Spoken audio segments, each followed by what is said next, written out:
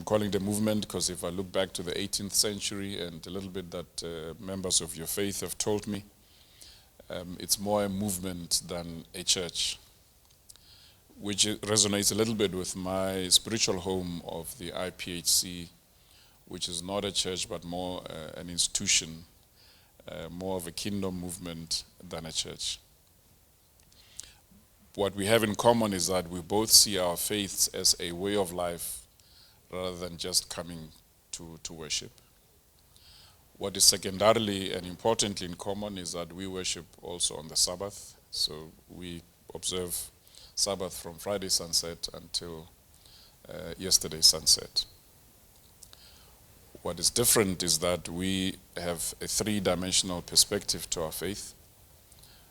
We have a Judaic dimension to our faith, and that's why we carry the Star of David on our lapels. We also are African by character of our faith. That's why we are polygamous. And thirdly, unlike Orthodox Jews, we accept Christ as the Son of God and not just as a rabbi. But from your system of beliefs that are articulated on your public documents, the one that I thought is important for today to link this talk to is the one on stewardship. Because I found it quite interesting that it says that we are God's stewards, entrusted by Him with time and opportunities. In my faith, we move, among other things, from the fact that in God's universe, nothing is ever an occurrence of chance. God's intentions are always on time, and they're also time-driven. It's just that we miss the timing, and then often either get impatient or find ourselves in a state of dissonance with His timing.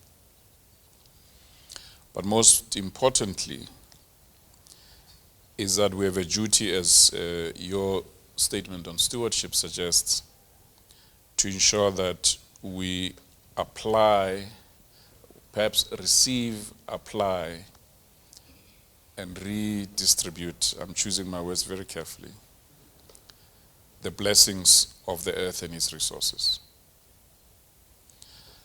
So I'm not going to teach you about your system of beliefs, but I just wanted to say that I wanted to know that I'm going to anchor a little bit on that. But the world is not ruled by Christians or believers. The world is not led commercially and otherwise purely by Christians and believers. The world is secular, and the world is in a state of challenge right now. As we meet, the world is what we call, in an environment of doing business, in a VUCA and BANI world. I don't know if there's anybody from the field of strategy here. That's one of the fields of passion for me that my career evolved around.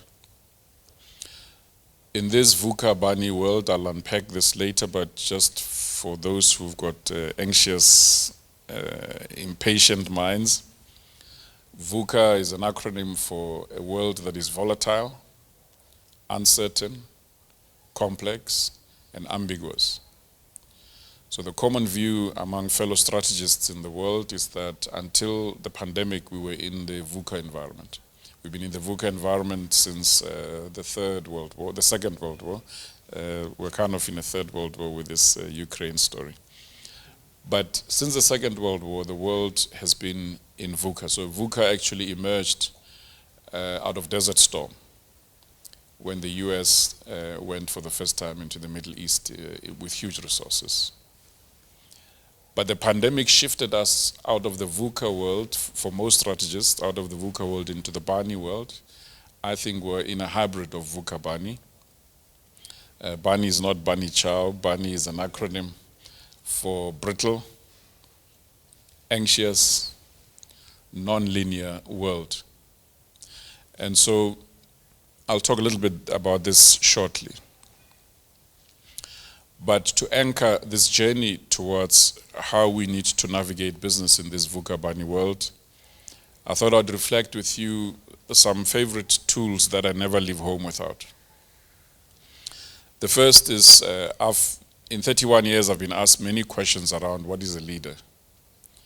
And the definition that I've adopted along my career comes from Joel Barker. He's a futurist. In 1999, he published a piece of work called Leadership, which later became a book. And there he defines a leader as someone you choose to follow to a place that you wouldn't go by yourself. And the reason you choose to follow this leader is because the place that you wouldn't go by yourself largely is in the aspects of the VUCA. Businesses, leadership occur in a business leadership.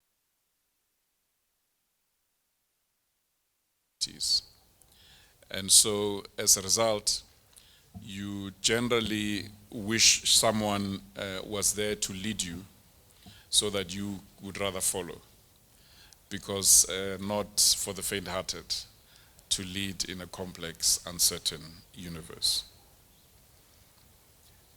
So it is the uncertainty and complexity that also bedevils the world of anybody trying to achieve anything, especially if you're trying to achieve success in business, and I guess yourselves, for your members, as you try to get them to thrive through being members of a common faith, trying to engage with business from your platform.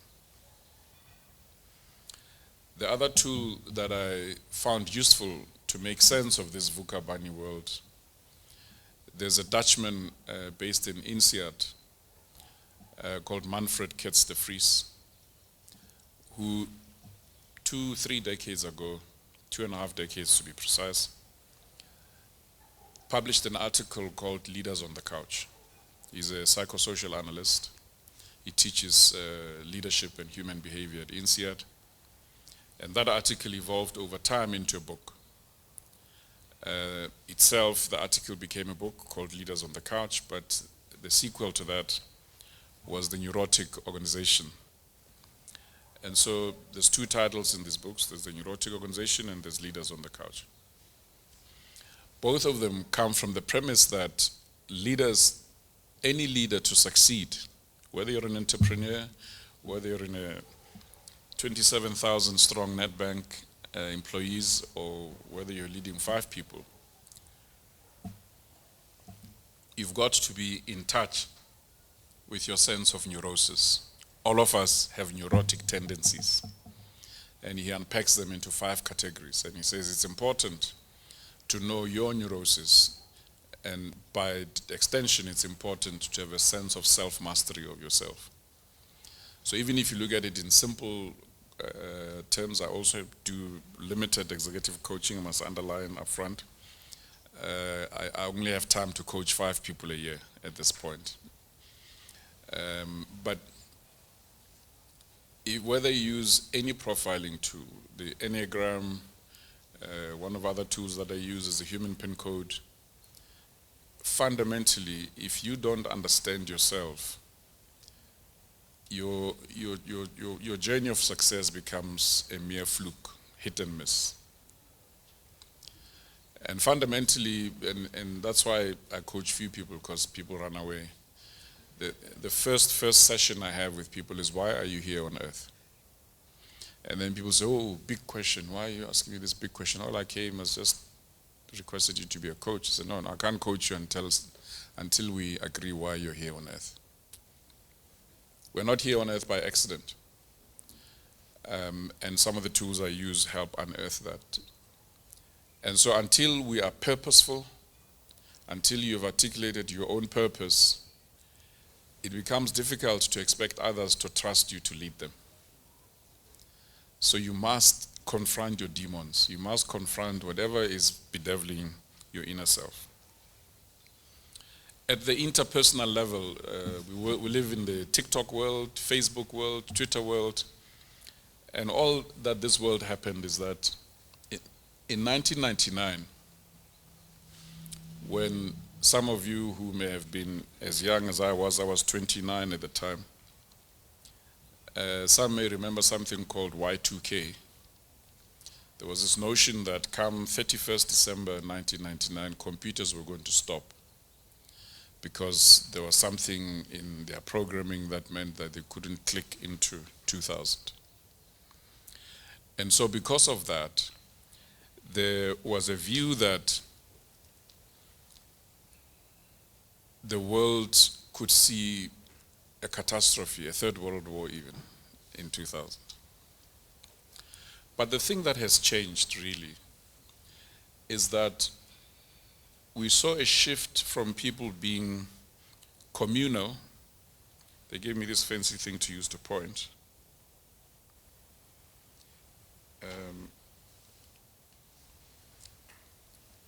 There's supposed to be a laser pointer somewhere, but nevertheless, I'll use my mouse. You see my arrow? Yeah. The world shifted from being communal.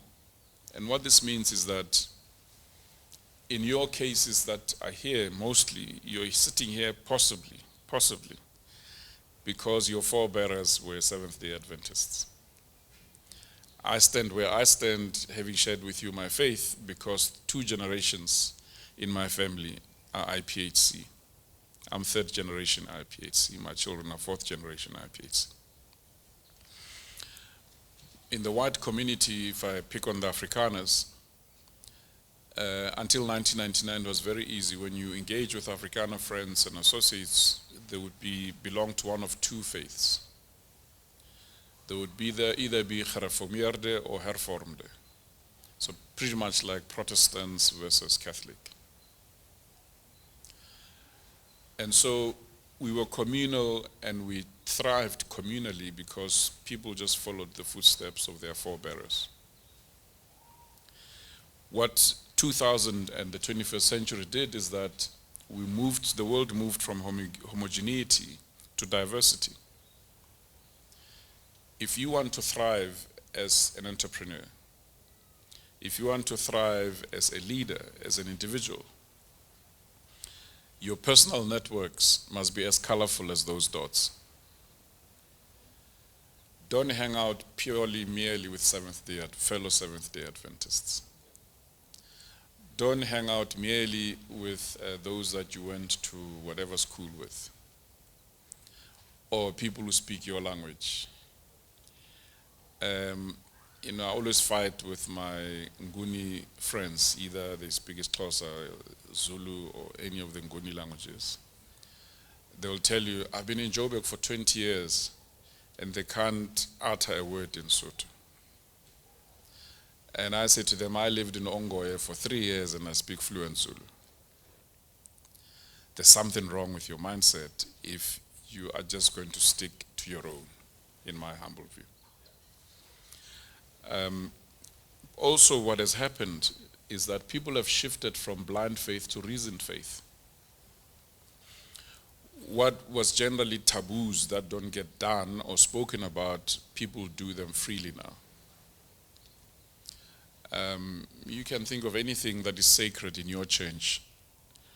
Chances are, if I go onto Facebook, TikTok, I'm going to find someone making fun of it or exposing it when it's supposed to be sacred.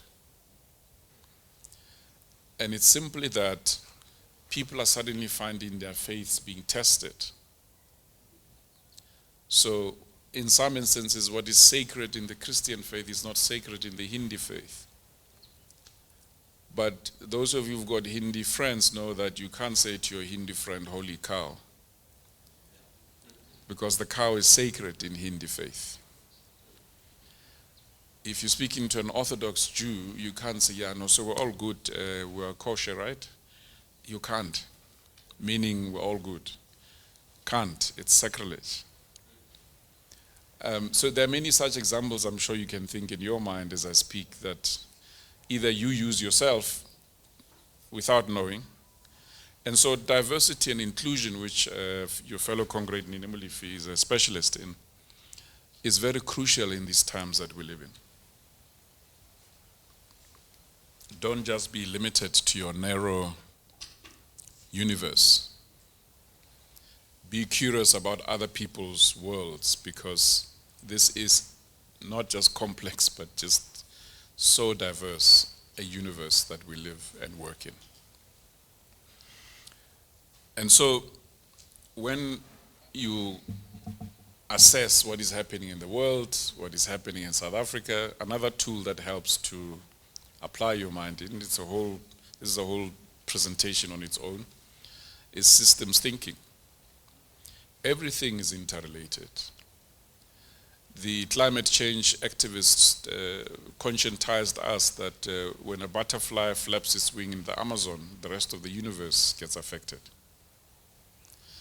So anything that changes, anything that surprises, you look at it through the lens of an iceberg.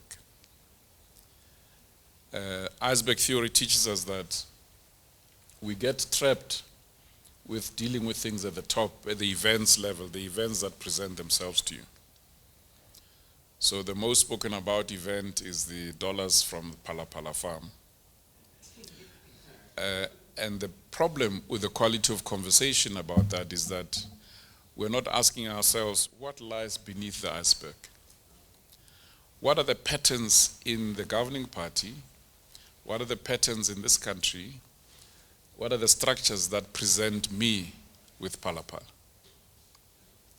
Because if you analyze beneath the surface, you start seeing the Phala Phala thing differently. Several scenarios suddenly play in front of you. So a friend of mine, Louis van der Merwe, that I met along this journey, incidentally I was introduced to Louis by Nini Mlifi when I was in the Department of Labor in 1996. Louis runs the Center for Innovative Leadership. He's a scenario thinking practitioner, so I learned scenario thinking from Louis, and later at Sterling did a few modules on that.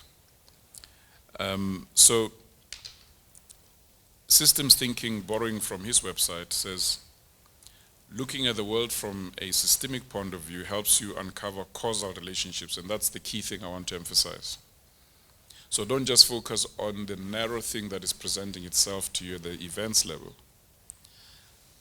Try and unpack cause effect beneath the surface that is making this event bubble. Then you'll find that you'll deal with these problems holistically. With time and Q&A, we can go into deeper details. I don't mean to be controversial, but it's also important when we deal with setting up business forums like yours and ours and doing all sorts of things in particularly this country. You need to be aware of the fact that there's something about the official mindset that is governing South Africa. It has always been dominated by baby boomer leaders since 1999.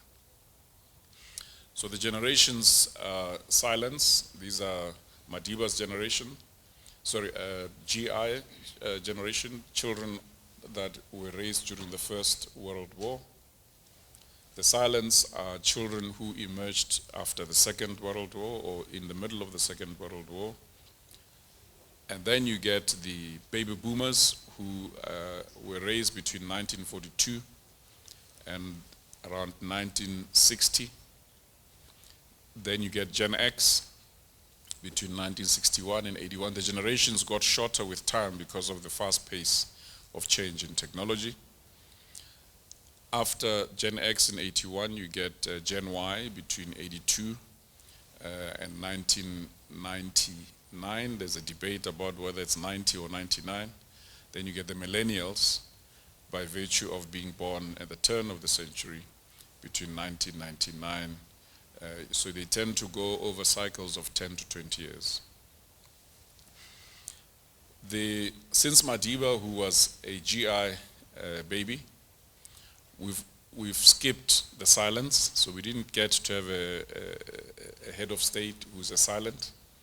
We had GI, and then I'm talking about the new South Africa. We had GI in Madiba, then we skipped silent and went straight to baby boomer. And we've been led by baby boomers until now. We are yet to see what will happen if the political system were to present us with a Gen X leader. Now the challenge is, if you listen to all these slates that are doing the rounds, consistently more and more baby boomers are surfacing. Where are the Gen Xers? Why is it that Gen Xers are not surfacing? This is a question I always ask myself. So that is the first question that, as you launch this forum, you're going to have to think about a lot. Because remember I said in South Africa generally, you can't avoid doing business with government.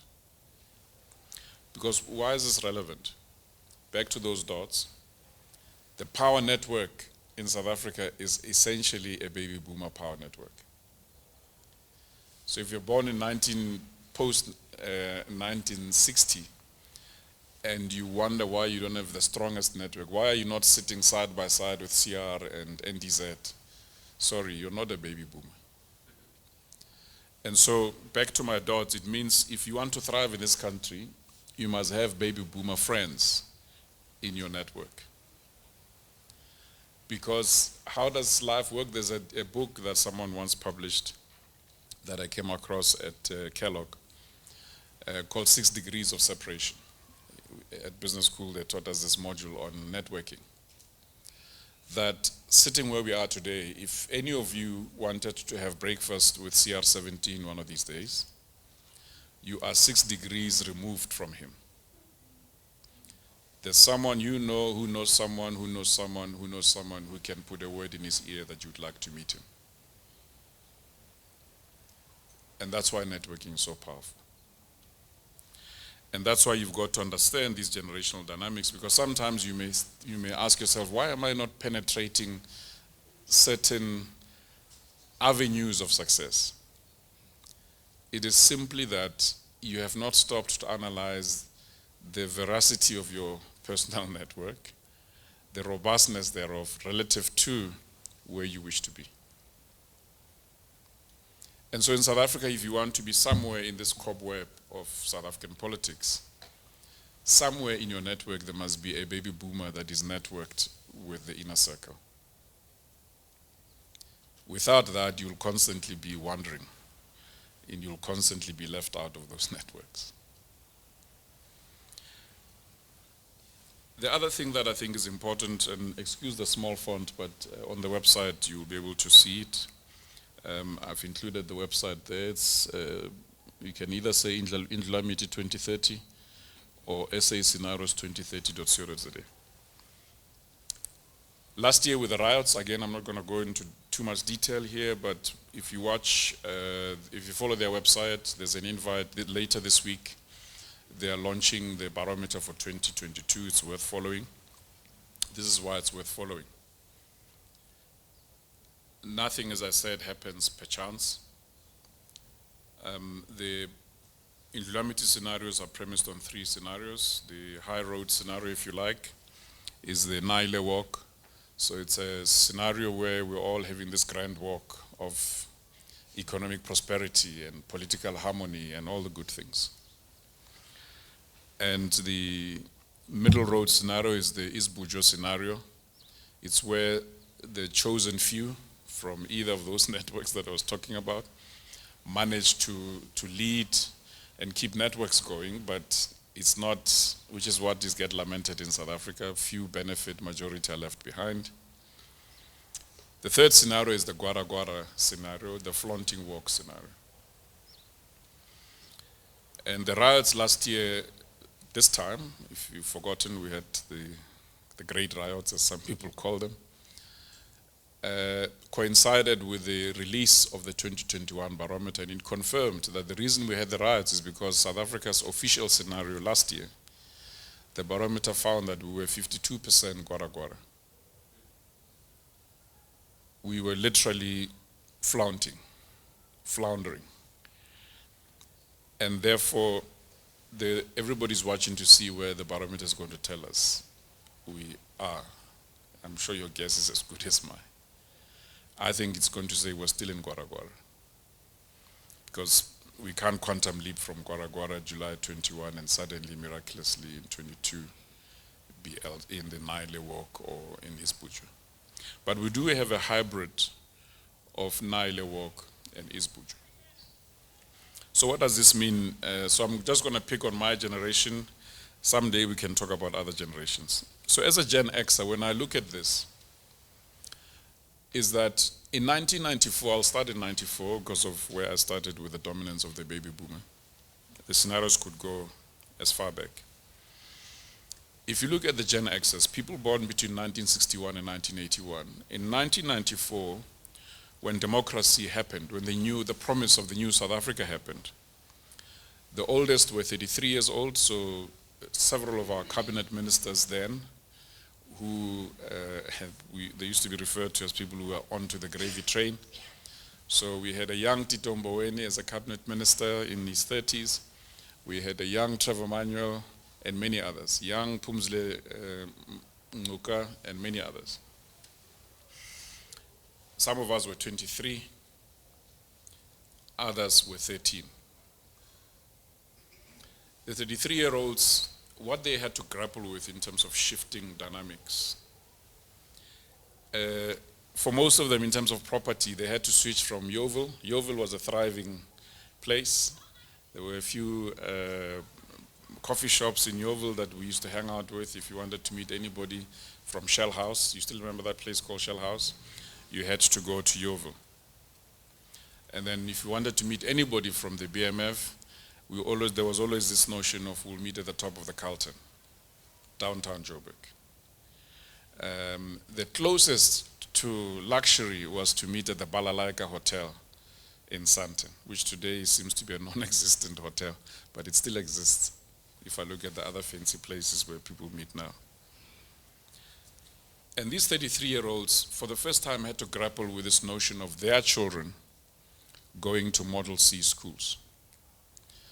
This notion of people being ferried by Kumbis from Diepkloof Extension, from Vosloorus, which is where the 99-year leasehold township suburban suburbs were emerging. Some places in Atteridgeville, some places in Soshanguve, but the pattern was the same. Everybody had to be put on a Kumbi into the school in town. The 23-year-olds like me later that year, or actually in 93, a year prior, we had the privilege of owning a townhouse for the first time, because the Group Areas Act was scrapped late 92, so 93, 94 you could own a townhouse. So we didn't have the burden, because these 99-year lease bonds with the PERM and many of these other building societies, you couldn't just pack up and leave. You've got this 5-bedroomed house. I mean, the most interesting was Advocate Kgang Moseneke had a 5-bedroomed house in Atteridgeville, where he had taken 4 streets and turned them into this big mansion. Couldn't sell to anybody. And so he ended up converting it into the Kgang Moseneke Early Childhood Development School, into a crèche essentially. So you found yourself with this bond, and these 33-year-olds were learning this bond system, this 20-year-old bond, but after 20 years they were never going to own, they were never going to get a title deed. It was this 99-year leasehold. But these younger ones could enter into a smaller property, and if they paid it off quicker, they would end up with a title deed. So different mindsets, but they had to deal with different challenges. So there's the unlimited choices, first-time parents, and their children went to mixed early childhood centers, unlike those that had to be ferried by public transport into. It creates a certain dynamic which we can talk about in Q&A. But the 30-year-olds were suddenly entering high school and for the first time having the ability, regardless of privilege, because in the past you only went to a private school if your parents were rich.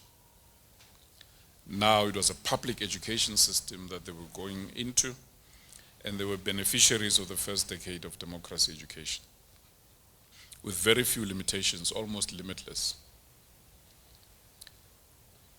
Then fast forward later to 2014, the 33-year-olds became 53-year-olds. Now they were elders of society. Madiba's tenure had left, so now this scenario resonates with this scenario. Because in this scenario, I always tell my baby boomer friends, you messed up our country. because everywhere I have stepped onto after a baby boomer, something had changed. Those of you who are my age, people used to get company cars. They used to get all sorts of things. As we step onto the platter, they say, no, the tax system has changed. Now you get a subsidy or you get an allowance. It's not the same. Whatever benefits they had seemed to always end as we stepped onto the platter. And it's largely because as these VUCA complexities were starting to kick in, different social dynamics, socioeconomic dynamics started being at play. So the 53-year-olds found that now they were the generation of elders in 2014. But there's something about baby boomers and Gen Xers. Baby boomers are a rebellious bunch. Because remember, in the UK, in the US, in the Northern Hemisphere, they are children of Woodstock and all these hippie, dope-smoking folks that used to just rebel against everything, really. And in South Africa, they are the children of Sophiatown. They're the generation of 76. What they all have in common, besides being rebellious, they are shy to apply discipline on their children. I'm sorry if I'm talking ill about your parents. They are shy to apply it, so they always had this notion that they could negotiate with their children. And sadly, along the way, messed up society. The Gen Xers had to be the peacemakers in between these generations of the emerging younger ones in the Gen Xer bracket and the older ones that had to figure out these complexities of this new dispensation. And so that's why in our balancing effect, we always find that as we balance things, the baby boomers have changed the dispensation, something else crops up, something else crops up. I don't have anything negative against them, but they certainly left us with a daunted legacy. Even now, all of state capture is about the baby boomers. Think about it. The key players, the key accused, the key whatever of state capture are baby boomers. Here and there, they pulled along Gen Xers that were in their cobweb. But fundamentally, the people who were really the masterminds, baby boomers. So in 2014, as we were celebrating this milestone of democracy after 94, the 43-year-olds suddenly found that some of them were young achievers, but they were not fully recognized as the new elders of the formal economy because there's this shadow of the baby boomer dominance. Because remember, I told you, our problem in this country is this baby boomer shadow. And so this meant that this second tier of Gen Xers could never really take over the reins of leading society. Even today, when you look at all these slates that are going out in the provinces, there's a baby boomer shadow somewhere. We can talk about that in detail. It's now left to the 33-year-olds, but the 33-year-olds got caught in being master Twitters and all these social media things that we're all caught up with, Facebook. And sadly, they became a vanity generation. And they inspired a vanity generation. If you look at what is being posted right now, I'm sure some of you are looking at your Instagrams as we speak. People are posting about the party they were at and what dress they were wearing or what suit they were wearing or whatever they were wearing and what champagne, expensive champagne they were drinking. Nothing about progress of society. And so that's the dilemma we face. I wish Instagram was dominated about ideas on how to make society move forward. It's a vanity platform. Now, if we look 2 years ahead into 2024, those who will be 63 in 2 years' time, because 60 is retirement as you'll be in Sasa land. The thing that's going to keep you awake at night if you're in that bracket is, what is my credible legacy? What is it really, as a retiree, have I contributed to society? What is going to keep me awake at night is being haunted by the effects of the Gora Gora scenario and what is my role as an elder in helping to undo. Those of you who are 10 years younger than me, what is going to keep you awake at night is being part of solutions for the resilience and recovery of not just South Africa, but the rest of the world. And so, if Lord was in the room, he would use the word quo vadis. What then? So, we need to all acquire skills to learn how to lead in this VUCA context firstly, because the complexity requires that you always make decisions taking into account multiplicity of factors. It means that you must understand. So often people in organizations talk about risks and change. If in your conversations you're not talking about change velocity and risk velocity, you are not yet talking about change. COVID-19 taught us that if you look at any boardroom, they had COVID-19 as a strategic risk. Because someone told us in December 2019 that there's this disease coming out of China. And we thought it was going to be just like the Asian flu. I remember that I was in the US in January 20, and then also in March 20. And it was just like before March 20, I was in the US. I was on one of the last few flights to come back in a rush. And it was just, Donald Trump told us it's some disease from China. And so what everybody missed in their strategic radars was at what pace, at what velocity will this risk become a global problem. So when you start a business today, or if you're an entrepreneur today, don't just say, no, it's me and my customers. The Ukraine war taught us that supply chains are all intertwined. COVID taught us everything is now intertwined. So you can never just say it's just me and my small universe.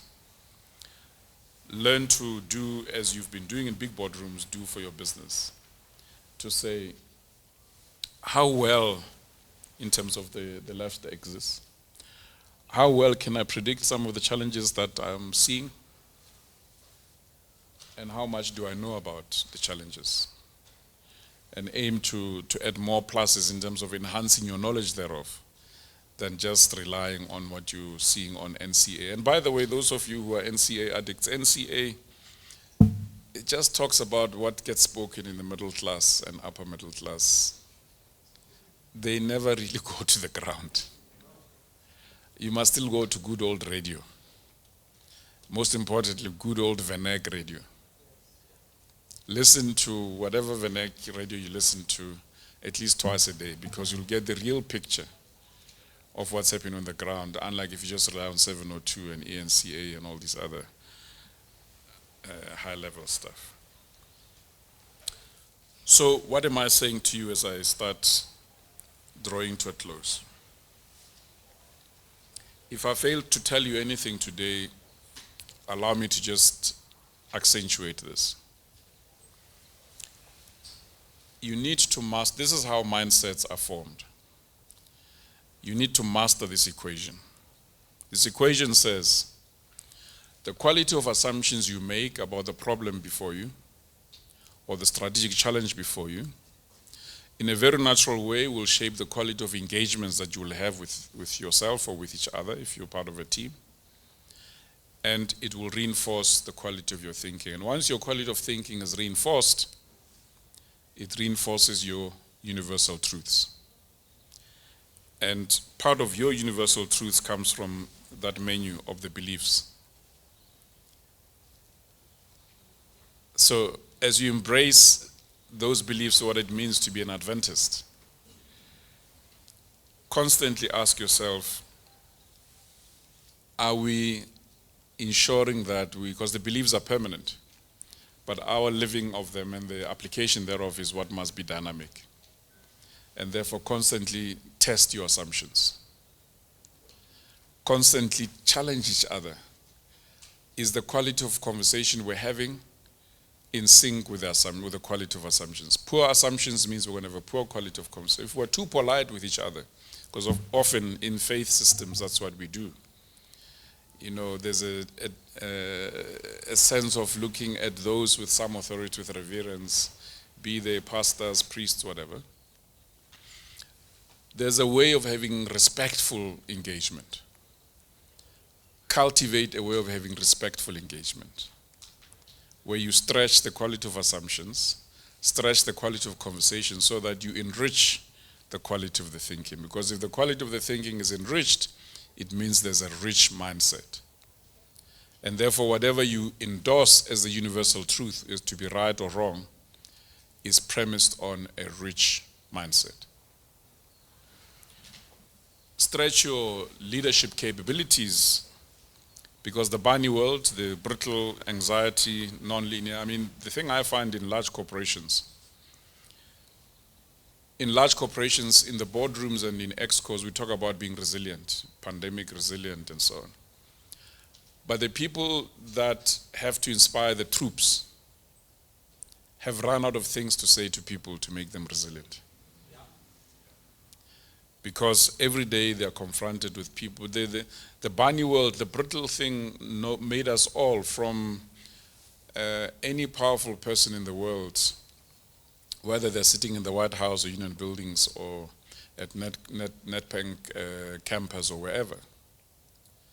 Everybody realized that we're all vulnerable, we're brittle, we're breakable. COVID told us that. We are breakable. And the losses have been countless. I'm sure each one of us can have a moment of silence with ourselves and we'll remember a close relative, a friend that we lost to the pandemic. It told us that we are breakable. And therefore, you need as an individual to constantly find ways to keep yourself resilient. You need to be purpose-driven. A lot of people I know in my network say, you know, I almost faced death. Now every day I'm much more circumspect in terms of what I do with my time. There's loads and loads of anxiety in all the systems, anywhere in the world, private, public sector.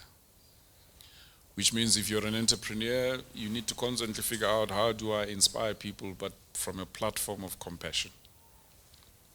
But don't rather choose brutal optimism over brutal honesty. You know, some of my colleagues, one of Bonang Mohale's favorite expressions is we must be brutally honest. It permeated in the BMF over many years. Rather than being brutally honest, because people are fragile, choose to rather be brutally optimistic. Rather than going down a vanity lane on Instagram, rather choose to post positive things that inspire people. The world is non-linear. We've learned now that you cannot predict in 2 days' time where you will be, because we now see, even with our own sub, dealing with inflation. It's not a South African inflation, it's global inflation problem. So it calls for agility. In your personal space, you need to be robust and constantly say, what do I cut back to stay in budget? You can't say, no, maybe next month I'll earn this. No, you just have to be ruthless and say, what do I cut back to constantly stay below the line of affordability? And you've got to constantly adapt. Constantly look at what do I need to be on top of. Constant adaptation. Be happy if you don't have all the answers. One of the most important skills leaders have learned to learn during the pandemic is very important words. I don't know. Because leaders used to be shy. You're chairman of the board, you're CEO of the company. You're expected to have answers. It's okay to say, I don't know. Because the wisdom might just be in the room. yes, you need to be strong for others, you need to be brave for others, but half the time feel good saying, I don't know. Because you'll just be surprised the solutions that may just surface in the room. But the important thing for leaders is to always make sense and always seek collaboration. And so, we've spoken about stewardship. As you reflect on stewardship, and given that we are African after all, majority of us in this room are African, Eric Mafuna did work with us at ESCOM when we were coming in as new directors of a commercialized ESCOM in 2002. Ruel Khoza was chair of the board at the time, and we commissioned work on African leadership and the dilemmas that I've spoken about of what makes other South African groupings seem to succeed relative to others. So volumes and volumes were published. Mafuna, if you visit him, he's got a volume on what he thinks makes the Jewish community tick, what makes the Hindu community tick, and many other communities tick. But what I took from that work is that if you were to ask me in modern terms today, what is the meaning of African leadership relative to also what your faith says is stewardship? It's constellar leadership. Leaders must realize that what African leadership taught us is that leaders are like being part of a constellation, a galaxy. What's important is not for one star to spark. What's important is for one star to say, how do I make the community spark? And for me, that's the question you raised about spiderweb economy. How do I make the community spark? How do I make sure that I remember that I'm not bigger than all of us? I may be the shining star amongst us, but I'm not bigger than all of us. In BMF, we used to say, lift as you rise. Don't climb the ladder and pull the ladder behind you so that nobody else can climb. Because what used to happen, sadly, in this phase, people were very happy, especially among those 33-year-olds, to say, I'm the first woman to do this. I'm the first black person to do this. I'm the first this, I'm the first this. And sadly, some of them, that mindset destroyed them and the people around them. And so our biggest opportunity and challenge is to practice, how do I make sure, I don't know if you sing this chorus in your faith. When I was younger in our church, we used to sing a chorus called Bright in the Corner Where You Are. That's the challenge. And with that, I thank you.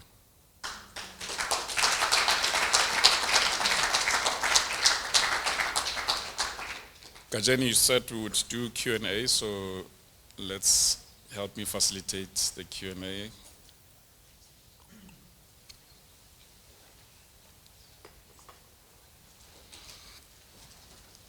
Oh, there's a roving mic. Questions, comments? Are you VUCA banned?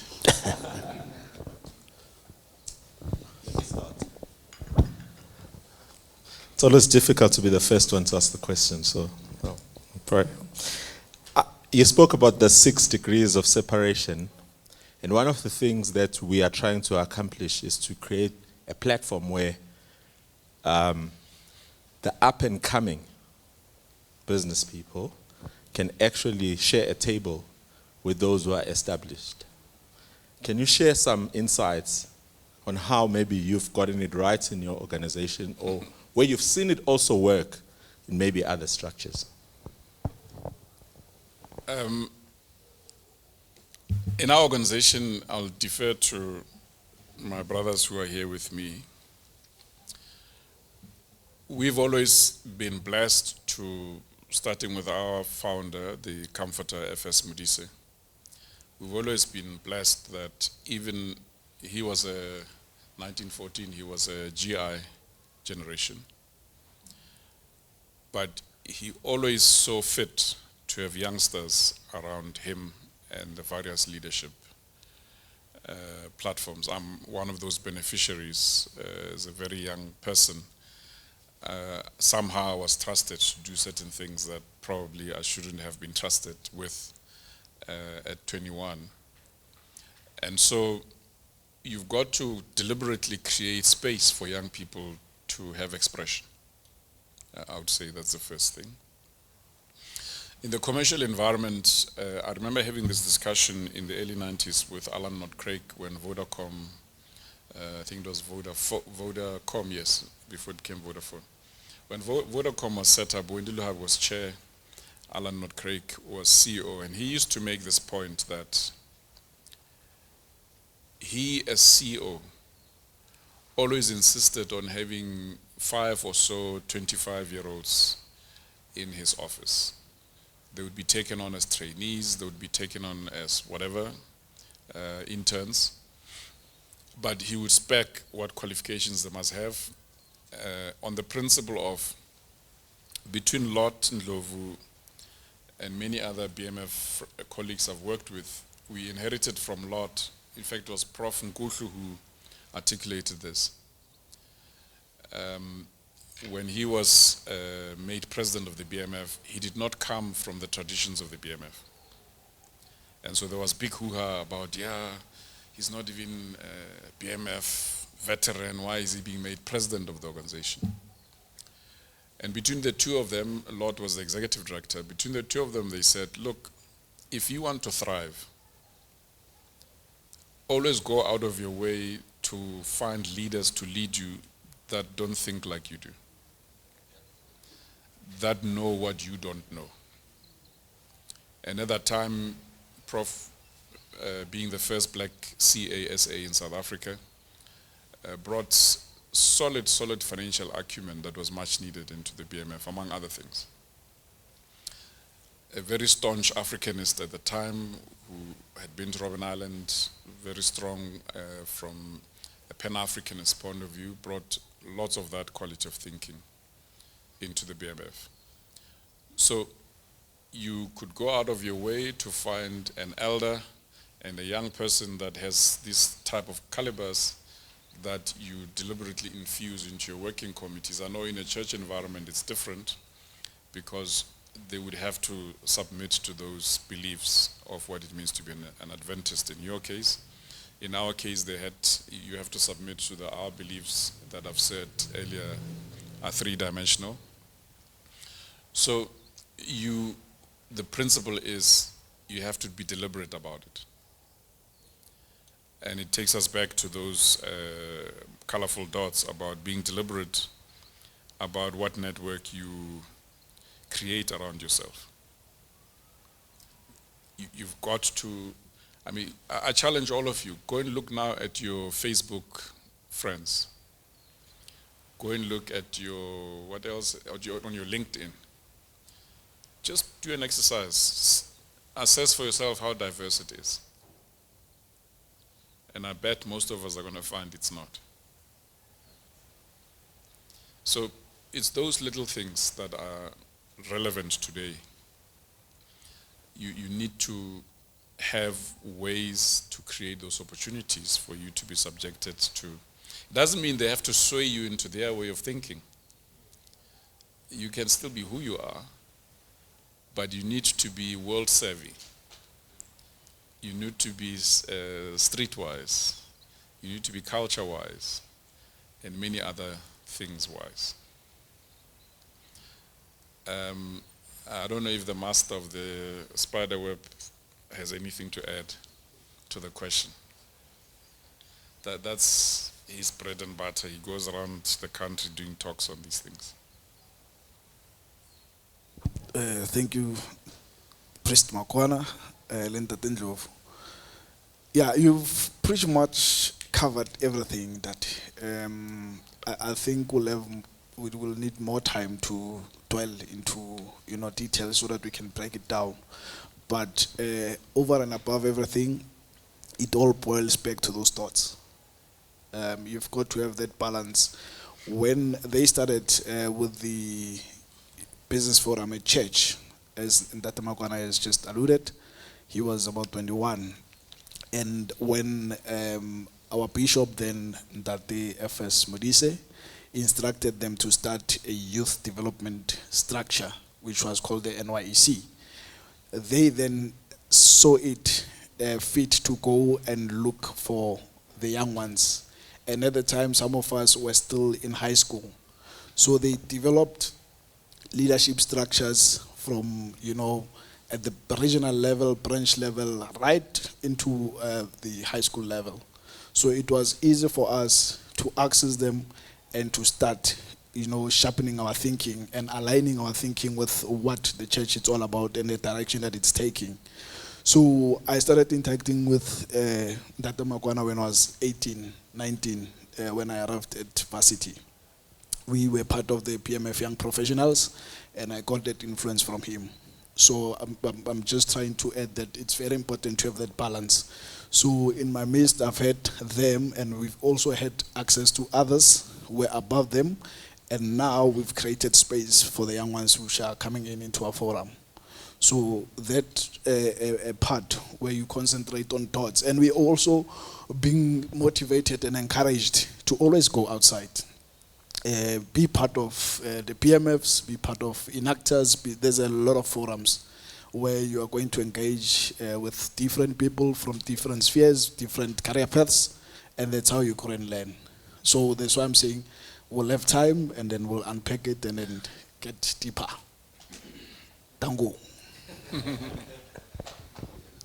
Any other questions?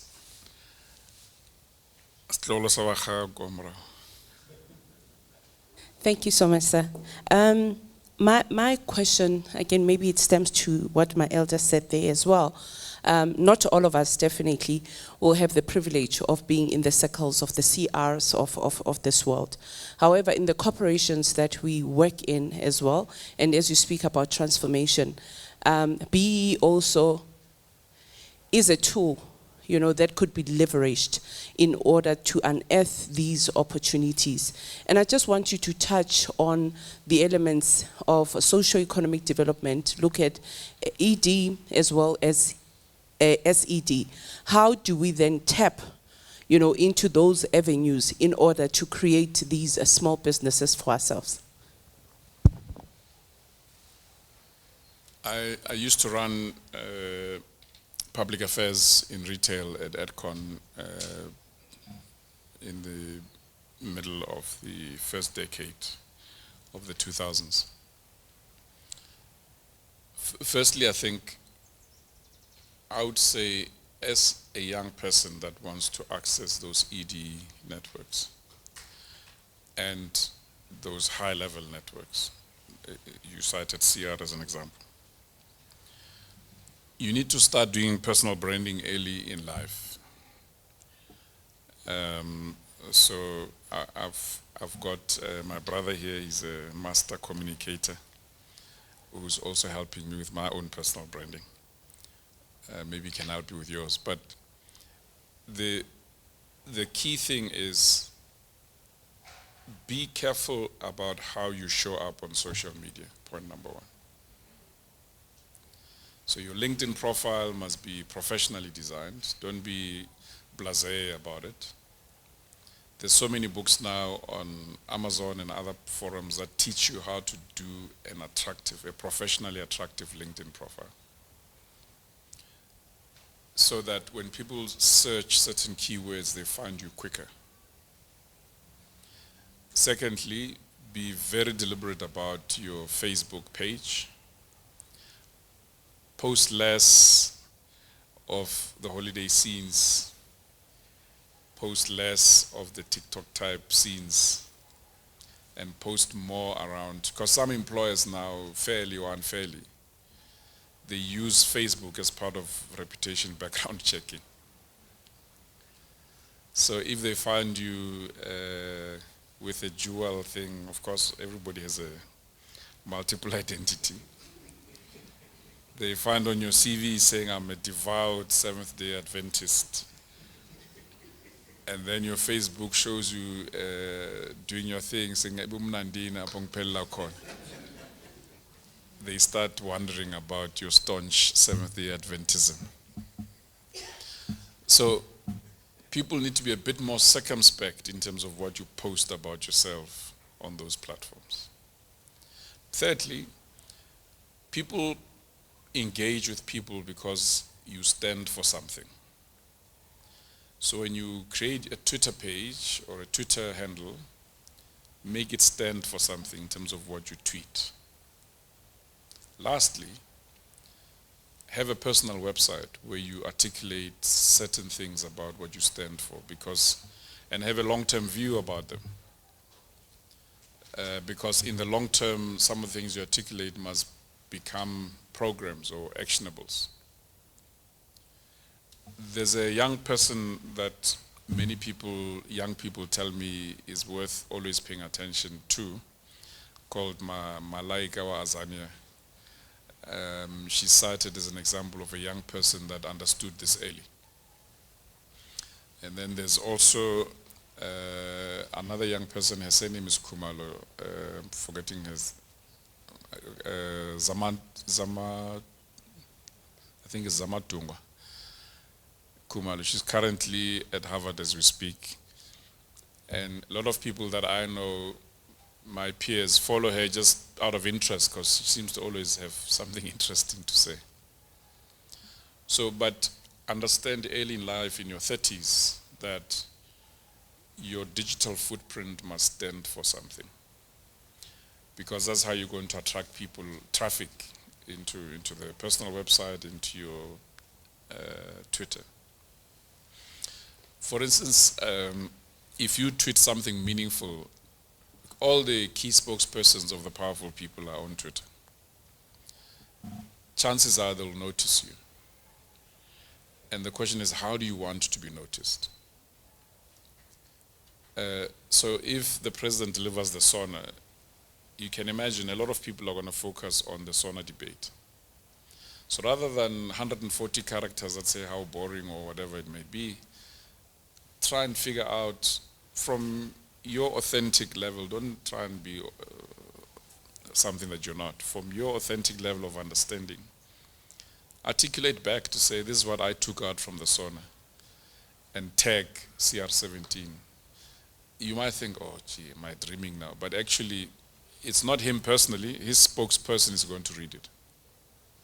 Because how is CR17 going to pay attention to you? It's when his spokesperson says, there's this young person, so-and-so.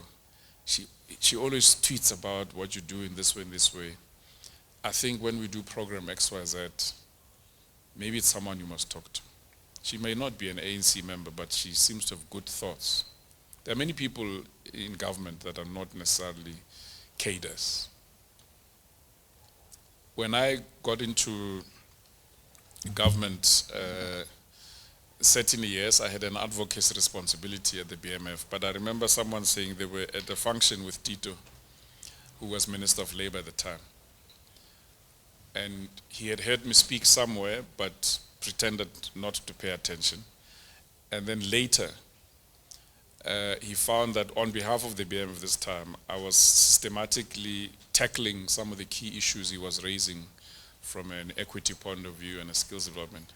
And he said to a fellow ANC cabinet minister who knew me, he says, who's this young person? You know, they're always commenting on things that I do. I must have coffee with them. And then someone tried to get us to have coffee, but before we knew it, a position was advertised that I applied for that then got us to sit face-to-face because he was the chair of the selection panel. And that's how we got to know each other closely. So if you look at, I used to run a column on Business Day called Leadership and Nation Building in my early 30s. It was published in Business Day.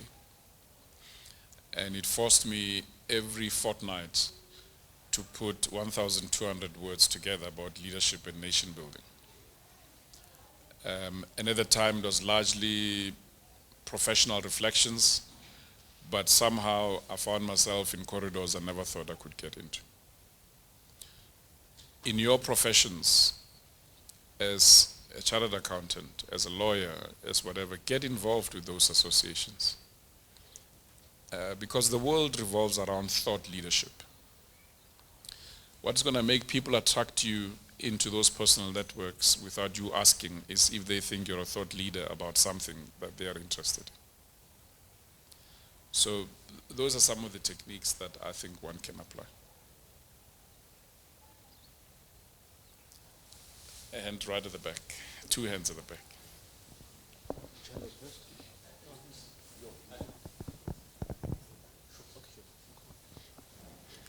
Good morning, everyone. Hi It's there. still morning. Oh, afternoon. Yeah. I just want to thank Madam Makwana.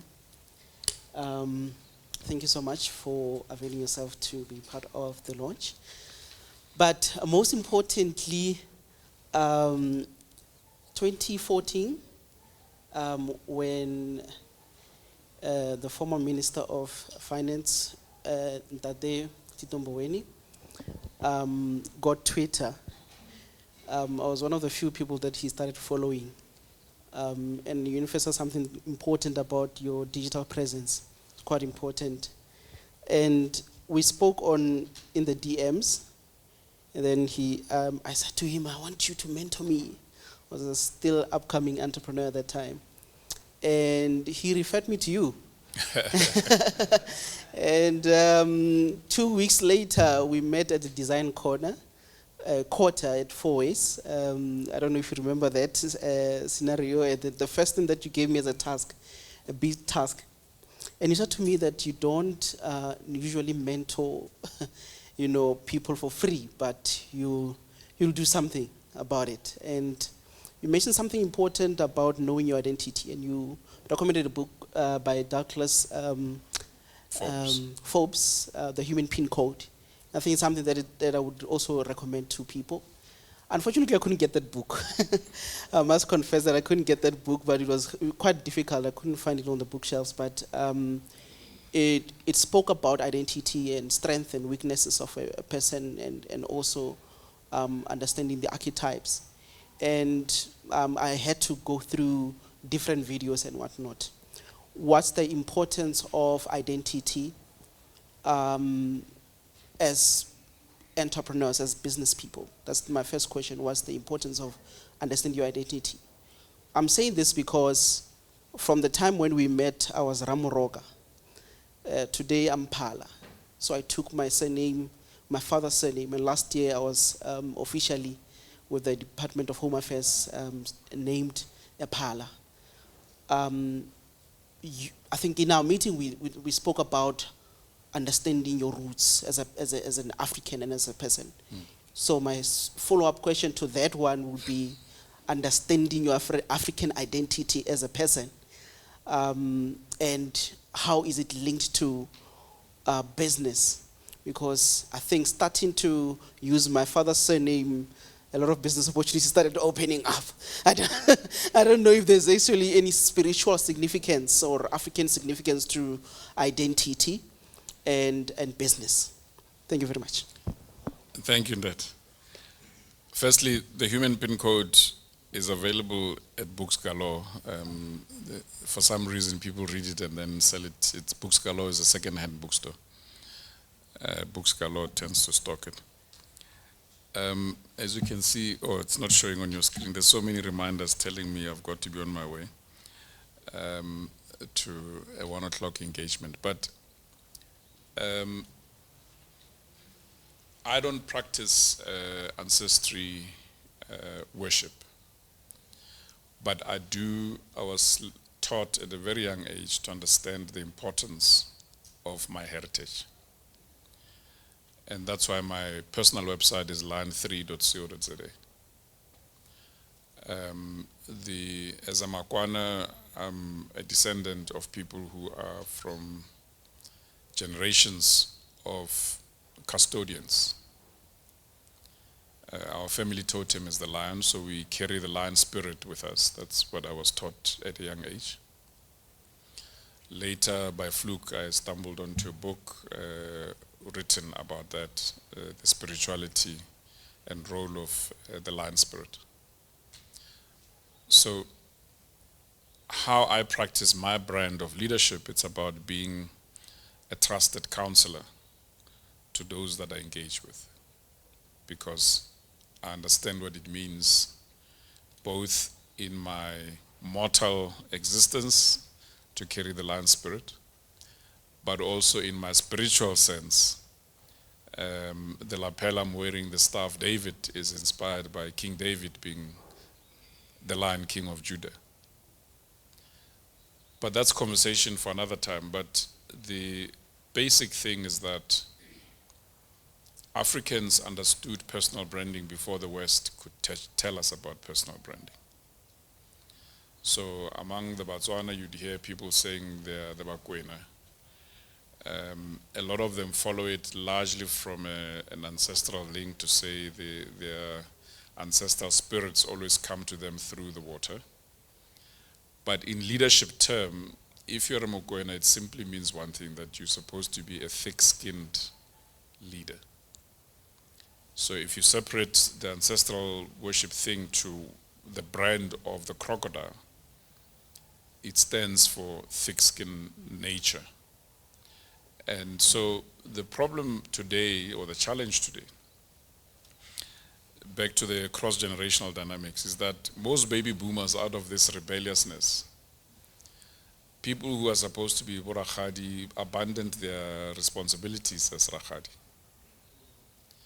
Because I know what I know because of my both maternal and paternal grandmothers, but also because my Rakgadis also infused what those that came before them, what it means to be a Moroka, what it means to carry the lion totem. Because Rakgadi in African traditions means disciplinarian. Rakgadi, the one who rebukes. Malome, the one who bites. So Malome carries the cane, and Rakgadi carries the words that rebuke or build. So those sitting in the room, millennials, Gen Ys, and a few people that look like Gen Xers in the room, go and consult your Rakgadis and your Malumes and see whether they know these things. And I bet you're going to find a lot of them don't, because they've been rebelling against them. But within your spiritual beliefs as a Seventh-day Adventist, you have to find that which resonates with you spiritually. With me, I've had to discard anything ancestral worship related because I don't practice ancestry worship, but I've had to figure out my way in terms of self-branding in line with my heritage. But the pin code model tells us also that the world revolves around an essence of number combinations. This is Douglas Forbes' model. So like now we're in the year 2022, it's a 6th year, which means the essence of 2022, all of you in this room, anybody in the world, whenever they are kept awake at night, they'll be kept awake at night by things about how do I show up in the world, because 6 is about how you show up. Next year is 2023, is a 7th year.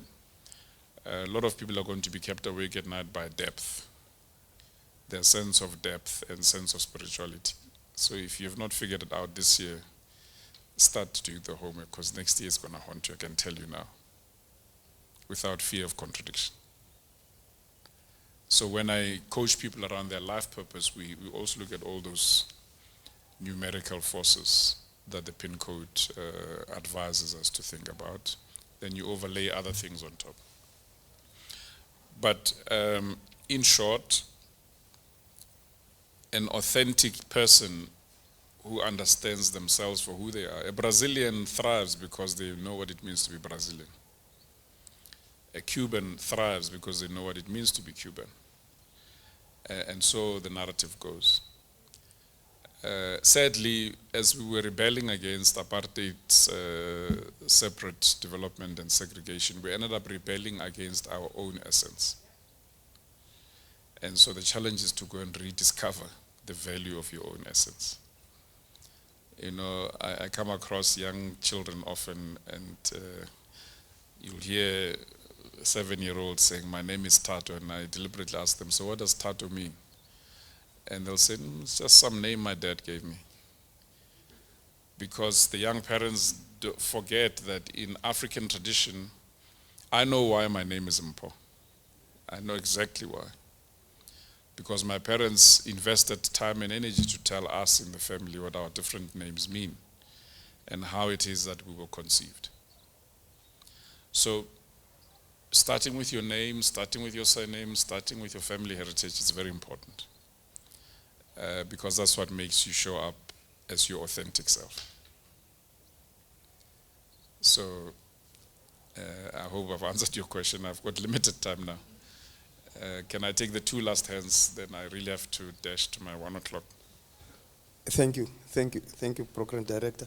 I just wanted to start my question by observing and giving an applause to those who have organized this convocation. I also realize the fact that, the fee which has been requested from us doesn't by far equate the expenses which was incurred for convening such a convocation. And I would like to applaud the people who are organizing this, because this is a long overdue matter. If it has happened before, I beg your pardon. But for me, as far as I'm concerned, this is first of its kind this year. And to you, Elder Mphahlele and Refilwe and Monde, I would like to acknowledge your presence and also your contributions for such a convocation. There is a saying, Mr. Makwana, which says, we all begin to die when we remain silent about the things that matter. And the things that matter around us, the political fractions and the institutional decay which is happening around us, it is happening while we are Seventh-day Adventists. We come here, we worship regularly and professionally so, and we are devoted Christians. And you are saying we need to make the nation spark. We need to make the community spark. How are we going to make the community spark when I am in an ANC gathering and my elder who passes by or someone who passes by find me to be something like at an odd occasion where I shouldn't even be at the time? So we are supposed to graduate to a situation where we don't see a person who is an activist as a person who is by far an Adventist by nature. Professor Ndlovu Kacheni talks about the colonial mentality. So in where we are, we should see a person who's an activist as a true Christian, because this person aspires to brighten the corner where he is, just like you said earlier. So this meeting, I am so happy that it is happening, because as business enterprises, we need to cross-pollinate, Mr. Makwana, and we don't find that space. We come on Sabbath, and you are told, don't discuss business on Sabbath. And when we are supposed to meet on Sunday, but I have my family to attend to, family matters to attend to. So I find this meeting to be very pertinent, to be very relevant, to be very important in our well-being, because we are also talking about prophecy, where we are going to be alienated by the mark of the beast. As Christians, how are we going to operate when we are at that stage? So we really need to take care of each other right now.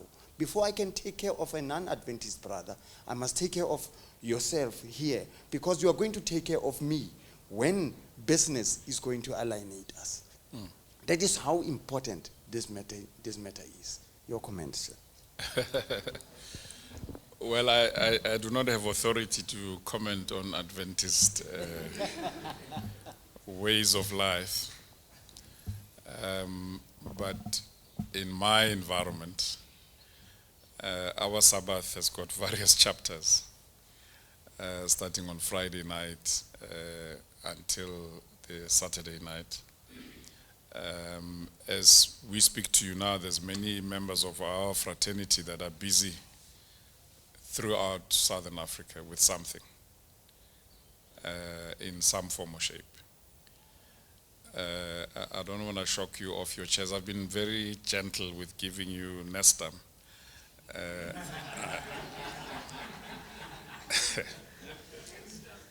Yes, because if I gave you the hard stuff, some of you may either end up divorced or in trouble.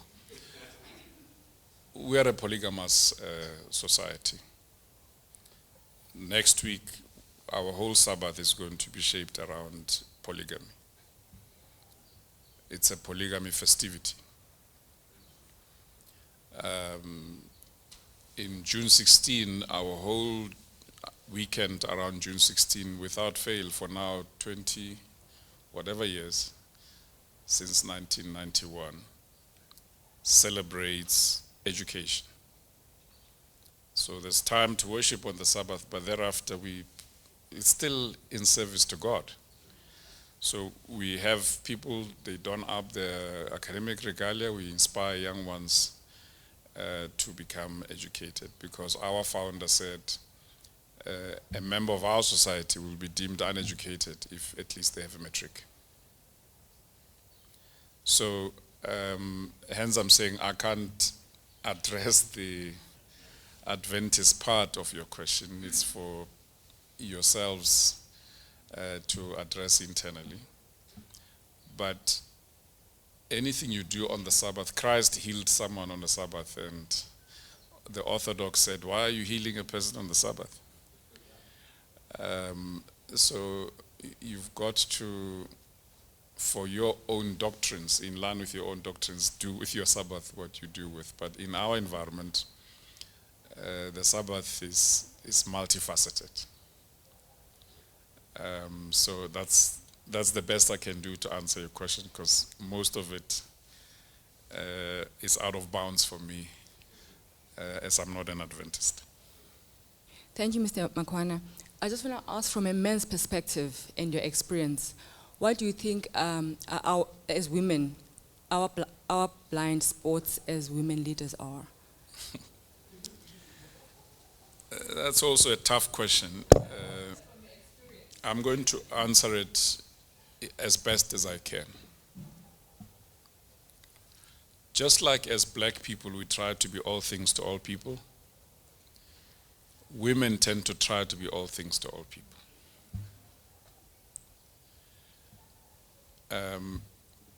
If you're a Muslim woman,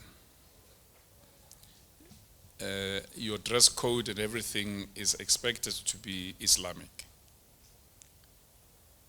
Be consistent about being a Muslim woman throughout your life. If you're in our faith, an African Judaic woman, in my household I tell my wives and my daughter to show up as such wherever they are. So firstly, I think the problem is that, you hear a lot of people saying they are feminists. By God, there's a real reason why the one gender is more masculine than the other. It's nature. But if you are going to change a system, like for instance, if a board meeting starts at 7:30, it starts at 7:30 for all of us. You can't have a system that works for day moms, working moms, and for non-working moms. So if you're going to be an FD of a company as a woman, you must appreciate that because you've got a little bit more zeros at the end of your paycheck, it does mean you've got to figure out, together with your significant other, husband, or if you're of same orientation, partner, you've got to figure out that you've got to structure your life in a way that allows you to delegate certain responsibilities so that you show up like any other CFO would show up for a meeting. Because you can't be both. Whereas I find a lot of us try to be both. When I left public employment, formal employment rather, to do what I do is called a portfolio life. So I do a portfolio of things. I'm not in full-time employment. It's because I wanted to be a present father for my children who were in high school. I wanted to make sure I didn't miss a soccer match, a karate tournament, until they finished. They're young adults now. And so I chose not to work full-time and restructured my life. I forwent a few of the perks that go with being a corporate executive because I had faith that wherever I am, God will provide for me. And He did. So as a woman, firstly, it's not an either or that you must choose whether you're going to be a working mom or not a working mom. It's you aligning yourself with your faith and the forces that give us what we ask for, to say, I'm praying to be in this space because I want to be a present mother and also be a career mother. So perhaps then you set up a consulting firm or a business instead of being a full-time executive. But do understand that in an organization of 27,000 people, in this case, yes, there'll be all those things about reasonable accommodation and all those things to create an equitable environment. But there are certain levels where you can do flexi hours and there are certain environments you can't do flexi hours. So in terms of work ethic, I'm just saying map out your work ethic of success that is going to work from your logic of where you are in life stage. I once went on a trip when I was still in government with the then Minister Mboweni. And it's the contradiction I find in this statement, in this story I'm about to tell. This story is also my parting shot because I'm now dangerously out of time. We went around the country with the labor law roadshows and boarded an SA Express in Mthatha Airport. A few women joined us on that plane. It was in July, August. They had been to a funeral of, it appeared like a stalwart because we didn't ask. But Bishop Dandala was amongst them, and there was another bishop from another faith that was presiding at the graveyard. They were donned in ANC Women's League regalia. And they were saying in Xhosa how that preacher irritated the hell out of them. Kept on telling them that they must prepare for the kingdom of God, it's coming, and blah, blah, blah. And how these preachers are preaching of a God that doesn't exist and so on. And one of them seemed to lean more towards Marxism and negating the existence of God. The plane took off, so on the row that I was at, there was an Afrikaans-speaking couple. Bishop was in front with the minister. I was in row 4. And then they were 3 rows behind me. Now, Tito being Tito, you say you know Tito. He has interesting views about faith and God, so they came up to life on that occasion. As the plane took off, it went straight into a whirlwind. And it went through, flapped sideways. Those of you who've flown SA Express in the July-August windy season would have experienced this. And it flapped over, and there was dead silence in the plane. The lady, Afrikaner lady, started praying in Afrikaans. Said, "Oh, for your father toch," and whatnot, started praying. Those at the back that were rubbishing this religion and priests, these feminists, communists, one of them in Xhosa said, "Oh, Thixo, xa ndifika undithathe bandla." And that is the hypocrisy I find in often what we articulate as feminism, as women. Be clear who you are. what you stand for, and show up authentically as that person throughout. That's my humble advice. And with that, thank you very much.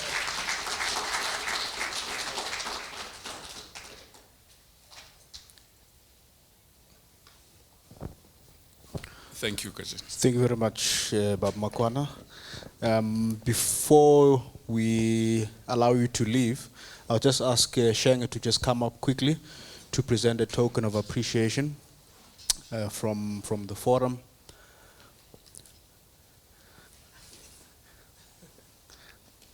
Prapet.